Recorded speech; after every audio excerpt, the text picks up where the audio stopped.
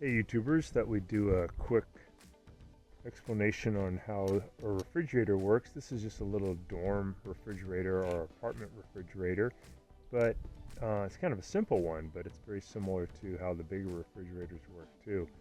So if you have a refrigerator that isn't cold anymore, both the freezer and the fresh food section are both warming up.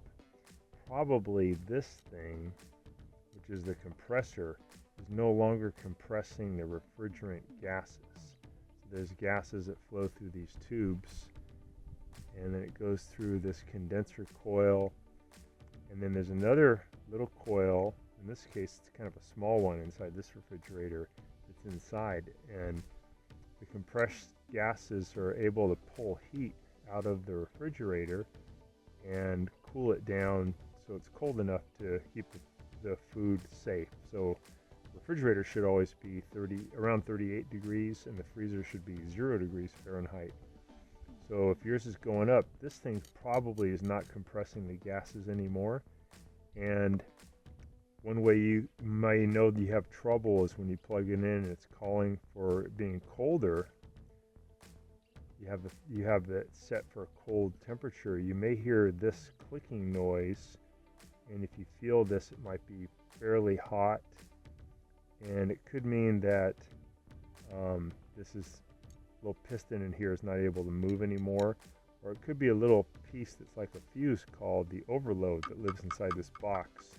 Just needs to be replaced, and they're very inexpensive. We'll put a link in the description below, and very easy to replace.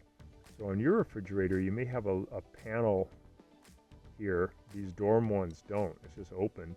There may be like a piece of cardboard here or a piece of steel. You have to remove some screws and pop it off.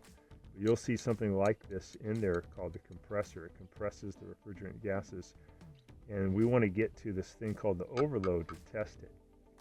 So on this one, we have to pry this clip out toward us, and then we can pull this clip off, and then I'm going to pull this plastic case off. And we have this black thing here is called the overload, and we have two wires going. One white wire goes down here to a thing called the relay. This gray wire goes to the overload. What I want to do is just wiggle this off. You could use your flathead screwdriver too to gently pry it off. It's just on there with friction. Get this thing off so I can test it. This thing's called the overload. Get this out here. And then I'll pull this wire off of it. So if these coils get a lot of dirt built up on them, a lot of like lint and dust over time, they can't get rid of the heat that the refrigerator is trying to pull out. And when they can't get rid of the heat, it means that this compressor has to work for too long.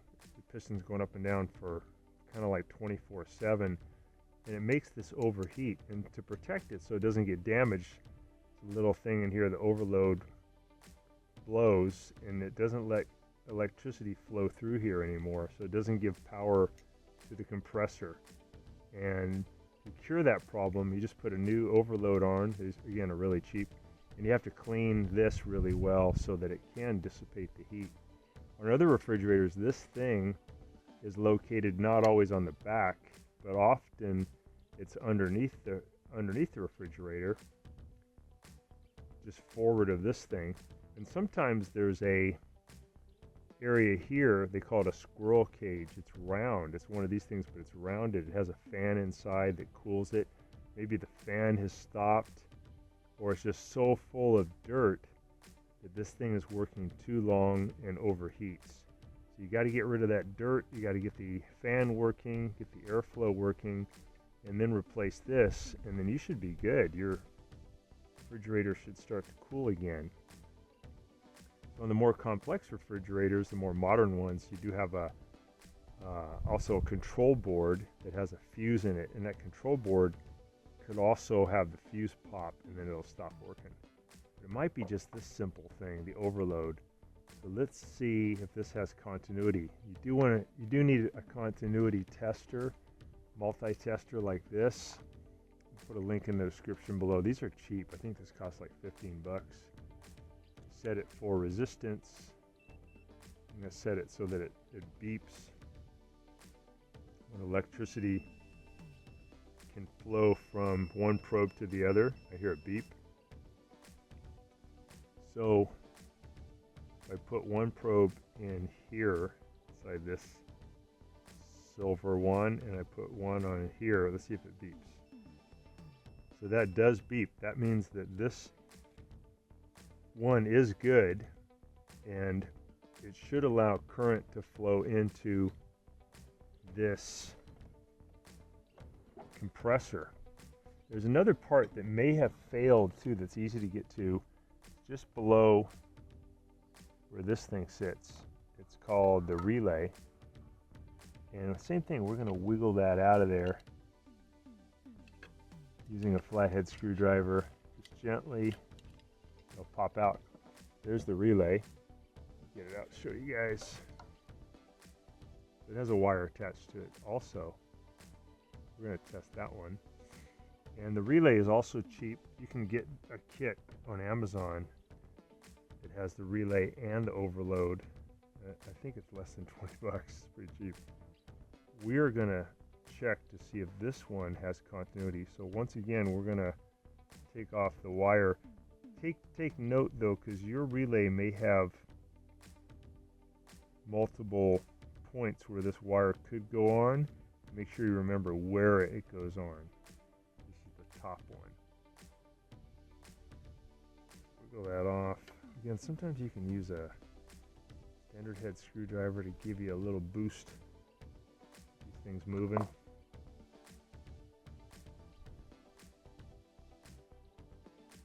Alright, so we're going to do a continuity test between this one. We're going to put our probe in there. See if we can hear this thing give us a beep. Put one in there. One over here. And we can hear a beep.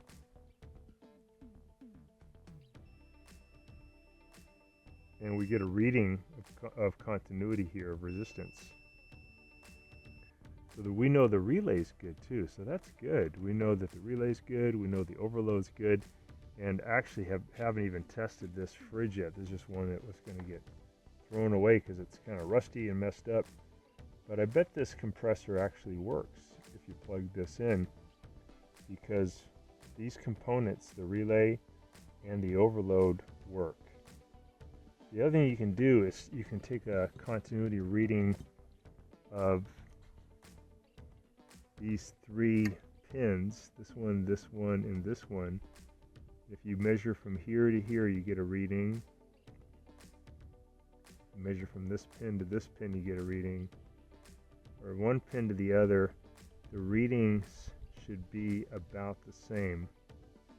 If say you got a certain reading from here to here, and then you measured from here to here, and you got like very different amount, a big number change, that would mean that the windings inside here, the little wires that power the electric motor, one of them's broken, and that means the compressor is in trouble. Kind of expensive to replace the compressor because you also have to put in new refrigerant. It may not be smart to fix that one. You may want to replace that fridge. Let's do that check between these terminals to see how our resistance doing. All right, so we have everything set for resistance. We're going to measure between that top pin and the next one. 14, I think it's about a 14. Let me keep it right there. Yeah, 13.9. Now let me measure between that top pin and the next pin down. See if it's the same. Got 13.9 before.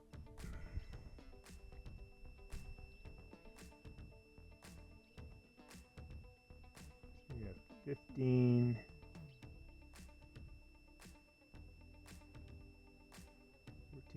.9.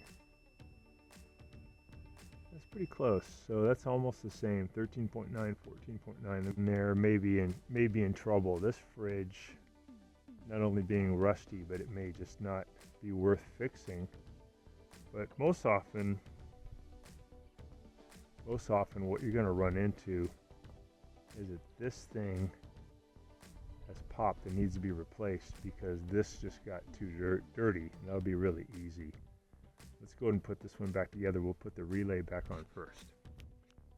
Let me get this overload on. I'm going to make that top pin go right into that one.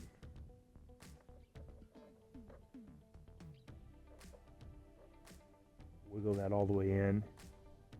And then I'll put on the relay next. I'll have 2 bottom pins will go into these 2 holes.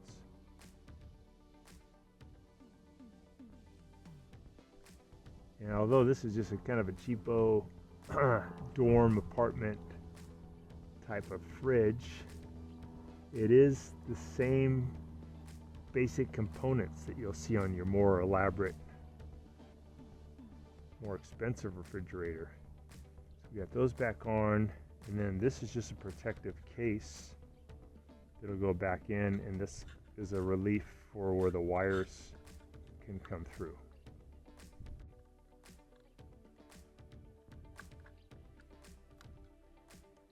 That back in.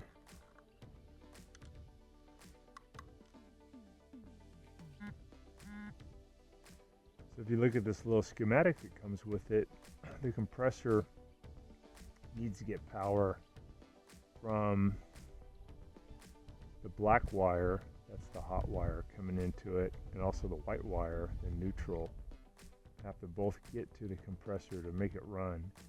And as the power comes in here, it has to go through a thermostat. The thermostat has to be calling for cold, and that closes a circuit and lets the energy flow. And it comes down, it wants to get into the compressor, but it has to go through that top overload protector. If that thing breaks, the energy can't go through, so it has to be a good overload. It can go through the top pin, and then for the neutral to work, it has to go through that relay PTC thermistor. And if you can get through that one, if that one isn't broken, it can get power into the compressor. It has a pathway for the hot lead coming in, goes through the compressor, and out through the neutral.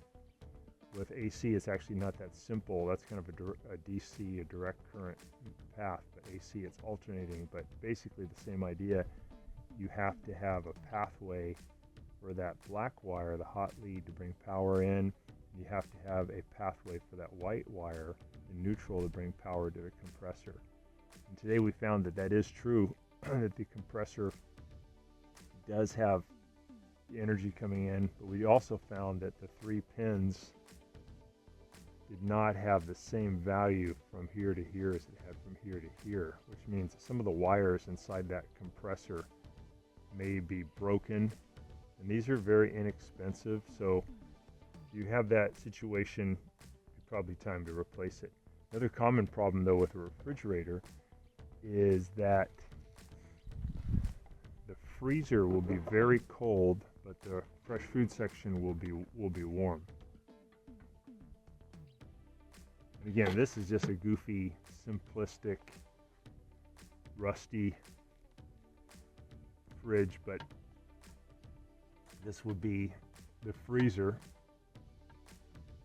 and on the side there you got this metal thing in the back. That is the coil full of refrigerant that's very cold, and that's what's pulling heat out of the fridge.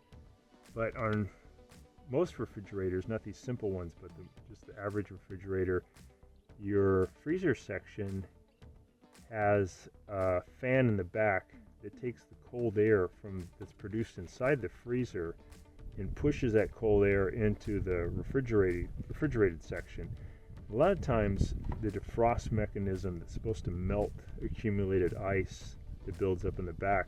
It doesn't work anymore, and it gets full of ice. And even though the fan works, it can't blow the cold air from the freezer into the fridge anymore because it's just blocked by ice. So if you open up your freezer door and unplug it for, say, 10 hours overnight, it'll melt all that ice, and the next day your freezer and refrigerator will work. They'll both cool down. We have to figure out why the defrost system failed, why there's a buildup of ice, because about 12 hours later you'll have another buildup of ice. You'll kind of be in the same spot. And usually what it is the heating mechanism that's designed to kick in and melt ice periodically has failed, and that's why you're getting an accumulation of ice built up in the back, which is another common problem for refrigerators. But the old manual defrost often will just get them going. So that's just kind of an overview, simple overview of things you can do with your refrigerator when it won't cool. But when I go to fix a refrigerator that won't cool, it's usually going to be that thing that we saw called the overload. And then again, if it's a more modern refrigerator, right around here there'll be a metal panel. You can remove it, and there's a circuit board underneath, and that's the control board for your fridge. It's kind of expensive. You may see there's a little glass fuse in there that's blown, and you can either replace that fuse by soldering in a new one or get a new circuit board, and that'll usually get your fridge going again. Watching our video, and please subscribe to our channel when you get a chance, and also click the little bell notification button so we can send you weekly videos on all the different ways of fixing appliances around your home and saving you lots of money. So thanks again for watching, and please also press the like button for our video if this was helpful to you. Feel free to contact me at the email listed below, which is scottthefixitguy@yahoo.com, with any of your questions.